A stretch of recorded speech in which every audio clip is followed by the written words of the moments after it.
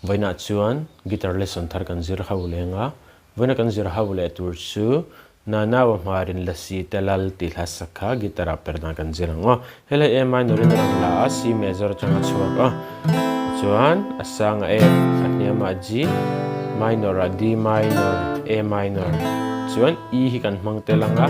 E7 kan hmangtel bokanga chuan B hi kan hmangtel bokanga heten kan stramang down down down down up down down down up tikano down down down down up down down down up parang daw lekin up down down down up down down down down up down down down up chord khatawai khatang zela kalang atam zoga khan